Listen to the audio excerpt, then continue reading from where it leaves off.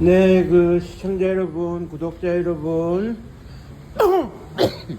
100원, 200원 후원해 주시는 후원자 여러분, 감사의 말씀을 드리면서 오늘은 좀 이제 먼저 얘기를 드릴게요. 제가 많이 바라는 건 없습니다만은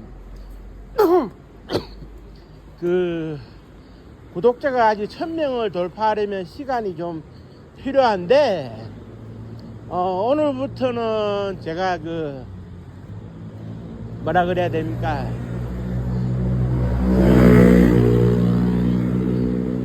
좋아요까지는 안 바라는데, 구독 한 번씩은 눌러주고 가셨으면 하는 바람으로 방송을 해봅니다. 그래, 이왕 방송을 클릭하셨으면 구독 한번 눌러주시고 가시면 더 이상 바랄 게 없겠고요. 오늘은 비가 그쳤는데 요청 영상을 하나 준비를 했어요. 그래, 이제 우리가 이제 이런 얘기를 하지 않습니까? 총칼을 앞세우는 것보다 펜이 더 강하다. 그러니까 이제 총칼로 위협하는 것보다 기자가 신문에 방송에 그런 글을 써서 내보내는 파급 효과가 크다고 하지 않습니까? 그래서 이제 우리가 이제 군대에서도 정원 교육을 강조하고 심리전에 대한 그런 교육을 많이 하는데요. 일반인들은 잘 심리전에 대해서 모르실 거예요. 그런데 이제 심리전에 대해서 조금 설명을 드리면, 제가 96년도 그때 11월 달인가요? 한 달 동안 연천에 있었어요. 야외 기계화 합동 훈련을 한다고. 그리고 이제 97년 4월 달에 제가 속해 있던 여단 전체가 합동훈련을 한다고 또 연천에 가 있었고, 철조망에서 소위 보초 근무를 서봤습니다.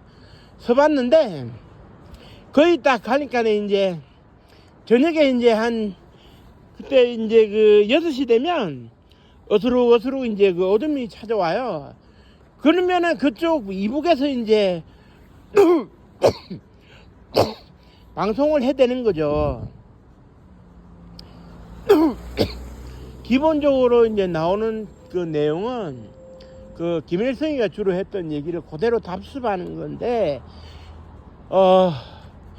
미 제국주의자들의 가렴주군은 상갓집 개만도 못하다 이렇게 비난을 해요.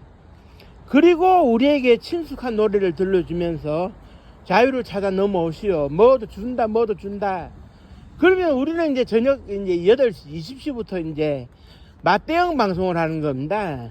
북한의 실상도 알려주고, 아리랑, 고향의 봄, 우리의 소원이라는 동요도 들려주면서 자극을 하는 거죠.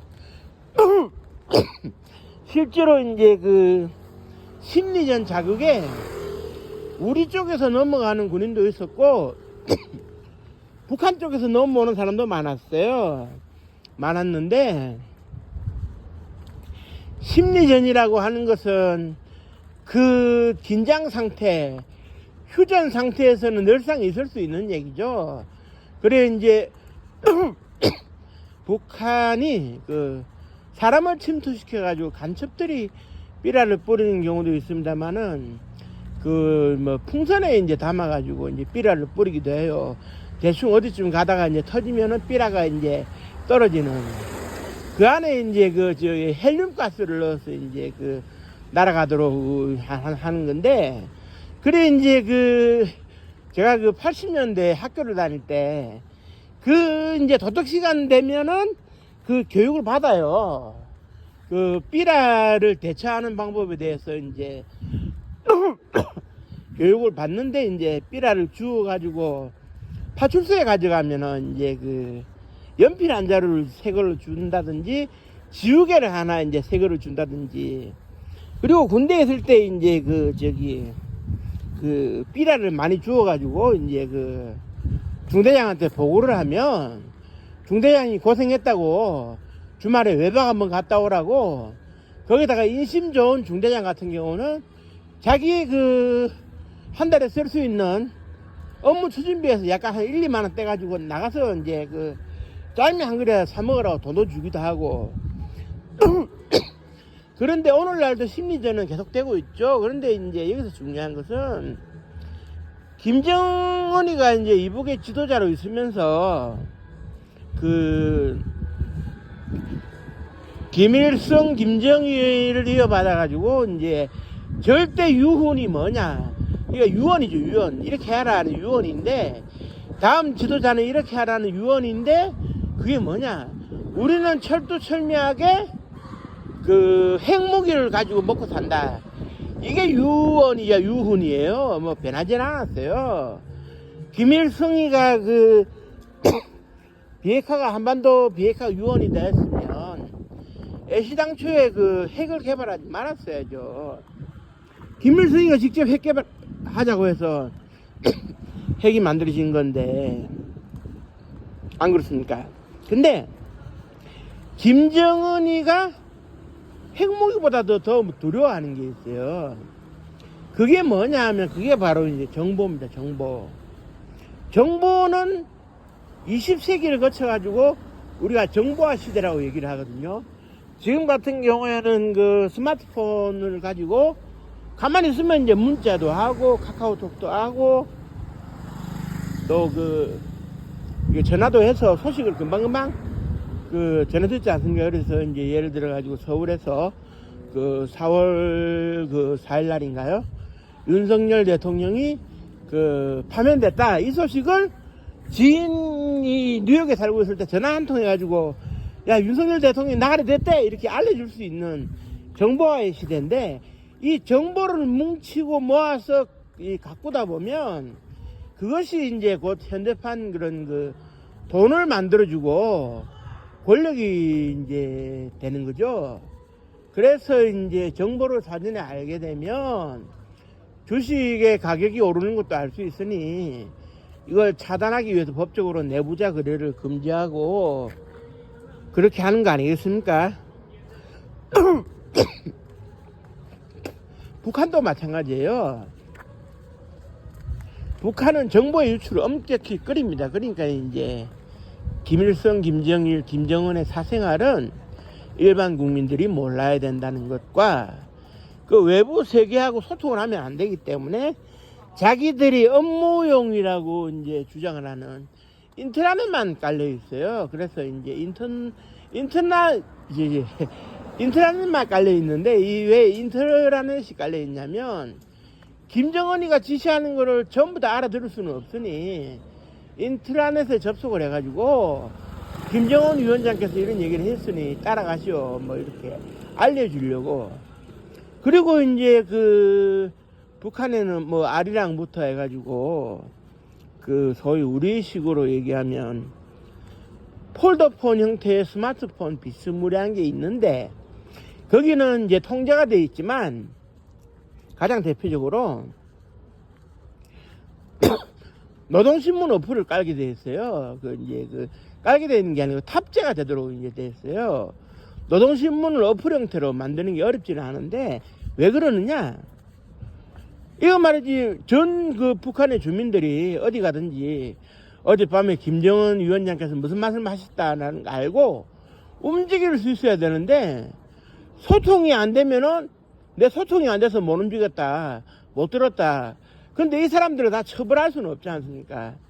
그러니까는 이제 폰에다가 어플리케이션 노동신문을 탑재해가지고 노동신문을 아침마다 읽도록 이제 권하면서 나라 돌아가는 사정을 알려주는 대로만 그냥 알고 있는 겁니다. 그래서 김정은 위원장께서 오늘 어저께 이런 말씀을 하셨으니 우리가 이제 이렇게 해야 되겠다, 이런 식이죠.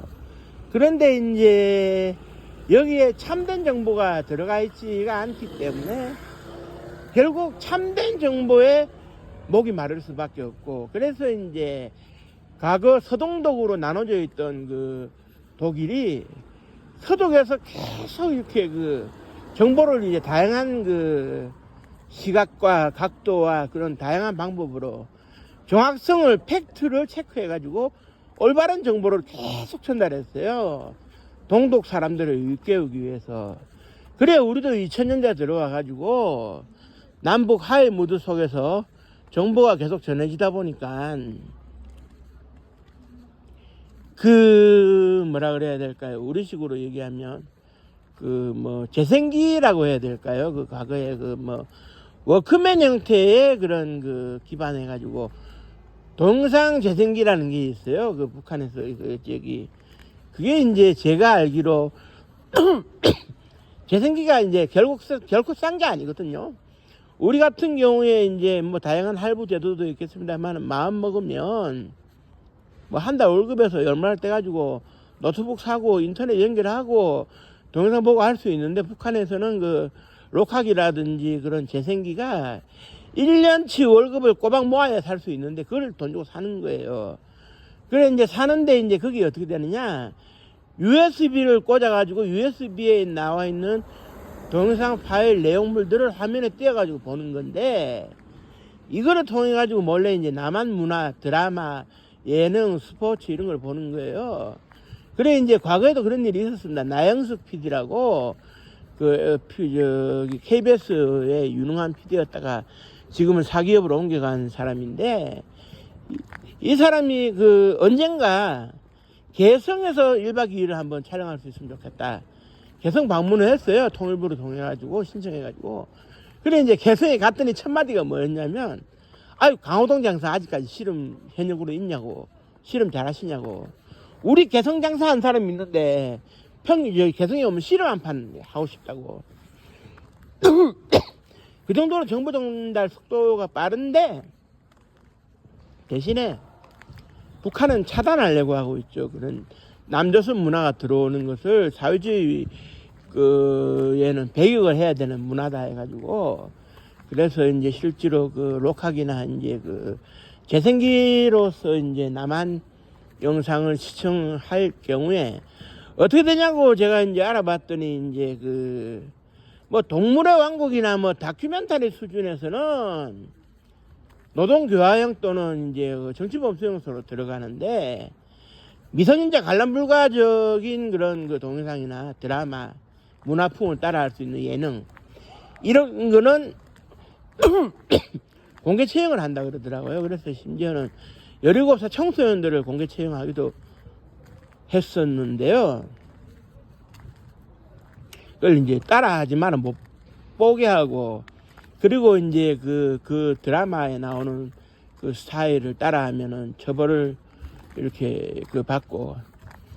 그러니까 이제 북한 유민들은 단속을 하기 때문에, 근데 단속을 하면은 이제 어떤 일이 벌어지느냐, 원래 인간은 하지 마라 하면 더 하고 싶고, 가지 마시오 하면 더 가고 싶고, 그러니까 범죄자도 생기는 거 아니겠습니까? 법이 있고 범죄 저지르지 마라 해도 법을 위반하고 범죄를 저지르는 사람들이 있는, 이게 달콤한 유혹인 것이죠. 그러니까 이제 어떻게 되느냐, 북한이 이제 밤 10시 되면 대개 일과가 끝이 나요. 저녁 먹고 밤 10시 되면 일과가 끝이 납니다. 직장에서나 조직에서나. 그러면 집에 와가지고 이제 뭐 예를 들어서 씻고 그 텔레비 보고 그 뭐 부부간은 뭐 성관계도 할 수 있겠습니다만, 그 12시가 넘으면 잠도 안 자는 거예요. 뭐 요즘 그 북한 경제가 최악으로 치닫다 보니 공장 기업소에 일거리가 없으니까 낮에는 꾸벅꾸벅 졸고 있는 걸 이용해 가지고 밤에 그 재생기나 록하기를 몰래 꺼내 가지고 단속이 없는 틈을 이용해 가지고 보위부원들도 잠드는 시간을 이용해 가지고 두세 시간씩 보는 거예요. 그 동영상을 보고, 아 나만의 실정이 이렇구나. 그러니까 이제 실제로 이제 김정은이가 이제 두려워하는 것이 이제 드러나는 것이 이제 사사건건 이제 김여정이 시비를 걸고 있어서 이제 잘 알려지는 건데, 우리 가만히 있을 테니까 남조선 너희들도 제발 파주에서 대북전단 좀 보내지 마라. 대북전단. 그런데 이 대북전단에 흔들리는 게 많거든요. 왜냐하면 대북전단에는 북한의 실상을 알리는 정보가 들어가 있는 것도 있지만 대북 전단은 그 박상학 대표를 비롯한 그쪽 최성용 납북자 가족 협의 회장을 비롯한 이런 분들이 자발적인 후원금을 모금해가지고 이제 그 안에 이제 초코파이라든지 라면이라든지 가져가서 변형되지 않고 어느 정도 일정 기간 동안 놓아두고 먹을 수 있는 음식물이 들어가기도 하고, 달러 지폐를 한 50달러씩 이제 그 풍선, 헬륨 풍선 그 전단지 그 박스 하나에 이제 50달러 정도 넣는다든지. 그러니까 이제 북한의 주민들은 재미가 들린 거예요. 그게 이제 원산까지, 평양 아래 원산까지 또 날아간다고 그러는데, 언제 이제 대북 전단이 날아와서 떨어지느냐. 달러도 줍고, 라면도 줍고, 초코파이도 줍고. 사실 북한에서는 초코파이가 화폐 경제 역할을 하거든요. 과거 우리 가야 시대에 철덩어리, 철정이라고 하는 것이 이제 화폐 경제의 주가 돼가지고, 철정 하나를 이제 덩어리를 하나 주면, 철정 하나를 주면 쌀을 마구 바꿀 수 있던 시절. 지금도 이제 그 초코파이가 시장에서 팔려요. 먹기 좋게 얼린 상태로 해가지고 이제 팔리는데, 실제로 우리나라에서 그 중소기업들이 개성공단에 갔을 때 업무량이 많으면 야근 수당을 주기로 하고 야근을 했어요. 서로 윈윈 하는 정책이었는데, 그때 야근 수당으로 뭘 줬느냐? 1시간에 초코파이 2개 내지 4개를 줬거든요. 그럼 2시간 하면 4개 내지 8개인데, 이거를 받은 사람들이 안 먹어요. 시장에 내다 파는 거예요. 돈이 되거든. 한 달치 모으면 돈이 되거든. 그러니까 이제 초코파이가 이제 경제적 물품의 역할을 이제 하는 건데, 그러니까 이제 그만큼 북한 주민들은 대북 전단에 목말라 있는 거죠. 북한 보위부 당국은 이걸 잡으려고 난립니다. 대북 전단에 이렇게 위에 물질이 섞여 있으니까 절대로 만지지 말라를 떠나서, 이제는 대북 전단을 신고 안 하고 대북 전단을 먼저 손을 댔다 그러면은 그 사람을 사형을 시킨다든지 이런 식으로까지 나가고 있어요. 정부를 무조건 통제를 해야 북한 사람들을 다스릴 수 있다. 그렇기 때문에 이제 이 요청 영상과 관련돼 가지고 이번 주 내에 기습적이지는 않겠습니다만은 파주에서 또 납북자 단체 탈북 인권 단체에서 파주시하고 충돌을 예고하면서도 전단을 보내겠다고 예고를 하고 있는데요. 저는 그걸 잘한다고 봐요. 북한